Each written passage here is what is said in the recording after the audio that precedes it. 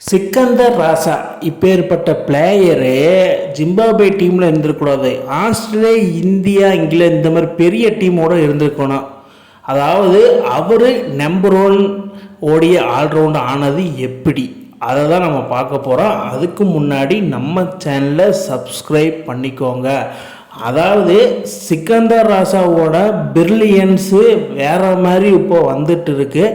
இவருக்கு வயசு பார்த்திங்கன்னா 37 வயசு ஆகுது. 37 வயசுலேயும் இந்த குதிரை இன்னும் ஓடிட்டு இருக்குது ஜிம்பாப்வே நாட்டுக்காக. ஏன்னா அதாவது ஒரு டாப் ஆர்டர் பேட்ஸ்மேன் எல்லாருமே பெவிலியன் திரும்பின பிறகு அவுட் ஆகி நம்ம தலைவர் மிடில் ஆர்டரில் இறங்கி போட்டு பொழந்திருப்பான். அதாவது டெஸ்ட் ஆகட்டும், ஓடி ஆகட்டும், T20 இருக்கும், ஆல் ஃபார்மேட்டில் ஐயா கில்லிடா அப்படிங்கிற மாதிரி. அதுக்கு எக்ஸாம்பிள் இதை பார்த்தா உங்களுக்கே தெரியும். சிக்கந்தர் ராசா இன் லாஸ்ட்டு 3 ODI மேட்சஸ், அதாவது அயர்லாந்து கூட செகண்ட் ஓடிஐயில் 50 அடிச்சிருக்காப்புல, ஸ்ரீலங்கா கூட ஃபஸ்ட்டு ஓடிஐலையும் 50, ஸ்ரீலங்காவோட செகண்ட் ஓடிஐலையும் 50. அதாவது தொடர்ந்து கன்சிஸ்டன்சியாக 3 மேட்ச் பர்ஃபார்ம் பண்ணி 3 மேட்ச்லையுமே லாஸ் ஆகியிருக்கிறாங்க. எதனாலனா இவரோட டேலண்ட்டு ஜிம்பாப்வே அணியில் தெரிய வர மாட்டேங்குது. தெரிய வந்தாலும் ஒரு ஆஸ்திரேலியா, இந்தியா, இங்கிலாந்து போன்ற பெரிய அணிகளோட இருந்தார்னா இவரோட ட்ரேட்மார்க்கே வேறு மாதிரி இருக்கும், வேறு மாதிரி பிராண்டும் ஆயிருப்பாப்புல. பட் ஒரு ஜிம்பாப்வே டீமில் இருந்ததுனால, நிறைய பிரான்சிஸ் லீக் ஆடுறாலும் ஜிம்பாப்வே டீமில் இருந்ததுனால என்னமோ தெரில, இவரோட டேலண்ட்டு வெளியே வரல.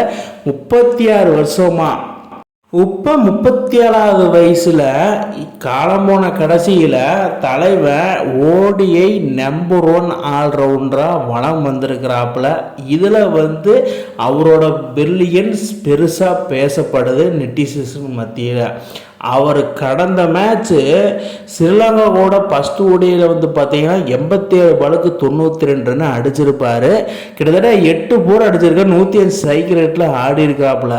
அதாவது ஒரு டீமில் மிடில் ஆர்டர் பேட்ஸ்மேன் எப்படி ஆடணும், ஒரு ஆல்ரவுண்டராக ஒரு பினிஷராக எப்படியெல்லாம் சம்பவம் பண்ணோம், அதுக்கு ஏற்றார் போல இவர் வளம் வந்திருக்காப்புல, பர்ஃபார்மும் பண்ணியிருக்காரு. நிறைய T20 பிரான்சஸில் பார்த்துருக்கலாம். PSL ஆகட்டும், BPL ஆகட்டும், CPL ஆகட்டும், BPL ஆகட்டும், IPL ஆகட்டும், எல்லாத்துலேயும் சிக்கந்தர் ராசா தனி ஒரு பார்ட்டாக பினிஷராக அந்த ரோலுக்கு ஏற்ற மாதிரி பினிஷிங் பண்ணி கொடுத்துருக்காப்புல. அந்த மேட்சஸு வின் பண்ணி கொடுத்துருக்காப்புல, கப்பே அடித்து கொடுத்துருக்காப்புல ஒரு சில இதுலையெல்லாம்.